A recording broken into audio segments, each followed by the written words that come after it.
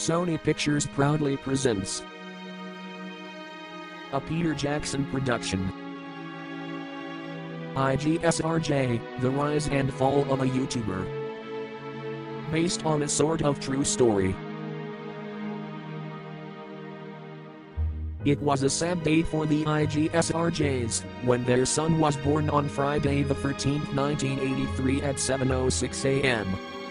When his mother delivered their second son, only known as IGSRJ, the doctor examined him and concluded he had a rare disease named computer voice syndrome, or referred in medical terms as CVS. So you were the doctor present at the birth of IGSRJ? Yes, I was. So you can confirm that he was born with CVS? Yes, I concur. It was a very tragic news to give to the family. They were heartbroken. And in your opinion, did it influence the family and or the child in any way? Oh yes, it had a big influence in their relationship. The father felt terrible, the mother soon became addicted to alcohol, and the child was an outcast in his younger years due to his serious CVS condition. Okay, thank you for your statement and for your time. It was my pleasure. IGSRJ, also known as Chris Boras, tried numerous treatments for his CVS affliction, but he never fully cured.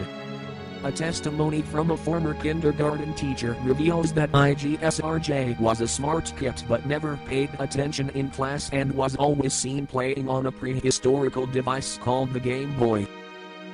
Hello Miss Thornwood, so you remember IGSRJ from your kindergarten class? Yes, I remember him. Was he a good student? I remember him. I believe he was a smart kid, but he never seemed to pay attention in class. He spoke about being a famous YouTuber, but that was in 1987. He only paid attention to his precious, as he called it, which I found out now was his Game Boy. So no, I wouldn't describe him as a good student. Thank you Miss Thornwood for your time.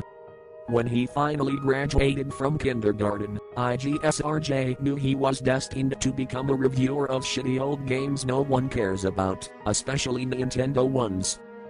His parents, not knowing what to do with their youngest son, they put him up for adoption and moved to Europe to never been seen again. We tried contacting them for this documentary, but they claimed never to have heard of this IGSRJ and informed us they only have one son and he died several years ago. Hello, am I speaking to Mr. IGSRJ Sr.? Sorry chap, you must have the wrong number. There is no one by that name living here. Is that on the phone, dearie? Some interviewer asking questions about a certain IGSRJ. Do you know this person he is referring to?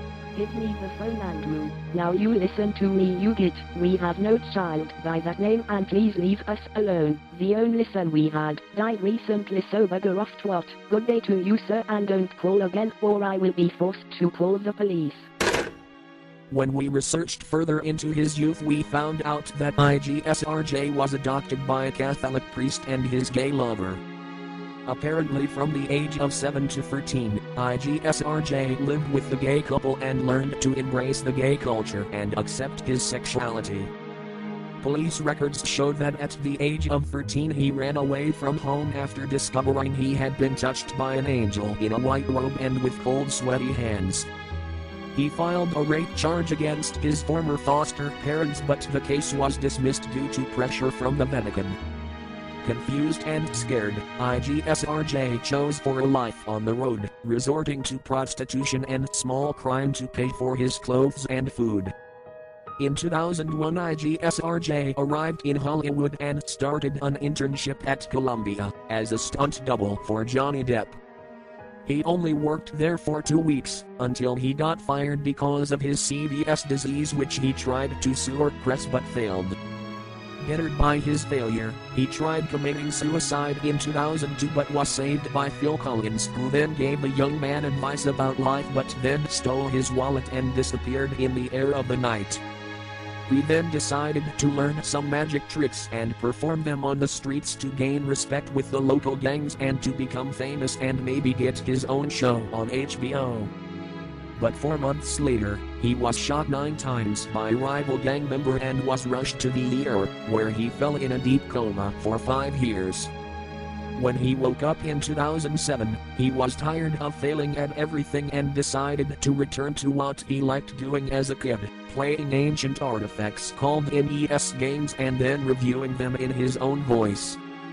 He got a job at a local burger joint, worked 20 hours a day to pay for his studio and then started saving his tips to buy a computer with shitty Vista windows, a $20 camera and a lousy internet connection. He then worked non-stop to review some games most people forgot or didn't give a shit about, since the 1980s are now ancient history much like the Egyptians. His first review was a hit and after some minor news coverage on CNN he decided to not waste any time and review some more. After those were instant classics overnight, he was running out of shitty games so he did what most people would do in his place, he bought a shitty console with an even shittier internet channel.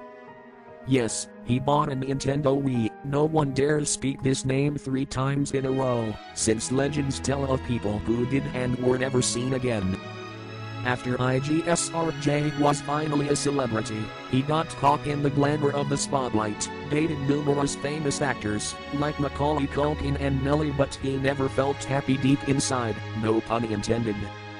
He then started reviewing all kinds of stuff but knew he had planned his downfall. He reviewed cereals, tea, juicers, more tea, organic hippie food, but it was just a matter of time before his fans all abandoned him. Struggling with his coke addiction, his health being at risk from shitty disgusting American fast food, lack of hygiene and the fact he didn't upload any more game reviews made IGSRJ realize his time was over. On a sunny afternoon of March 2010, the lifeless body of the former celebrity was found on his kitchen floor. He died at the age of 27 of heart failure. When his death was made public, some of his fans believed he had faked his death to come back in the year 2020. Others claim Russia had him killed, because he was in fact a double agent, working for the CIA, spying on YouTube to find communists and to spread misleading information about the aliens running the world under the Denver airport. Other conspiracy theories vary from IGSRJ being in fact a member of the Illuminati, reporting all the channels that deal with delicate subjects in an attempt to depopulate the world by 80% or some other shit some of these retarded conspiracy nuts pull out of their ass. At his funeral, many Hollywood actors brought a touching eulogy to honor his memory. Such actors included former crackhead and lover Macaulay Culkin, the ghost of Michael Jackson, some disgruntled Nintendo employees and of course President Obama. Abuma, the black dude who gave IGSRJ his Nobel Peace Prize he didn't fucking earn. Weeks after his death it was revealed IGSRJ had a long-lost brother by the name of Rick Moranis, who is famous for some pedophile movies involving the shrinking of kids and then doing it again in an even shittier sequel which no one watched, since they would turn blind if they did. DNA tests also revealed his real father was Walt Disney, who hated Jews and maybe even blacks, but he is now a popsicle frozen like some disgusting shit in your freezer you don't want to clean, because seriously, what the fuck is that and how did it get there? Cough, I think I went too far, so he will be missed and we would like to dedicate this documentary to IGSRJ, may he rest in peace. IGSRJ, born 1983, died 2010.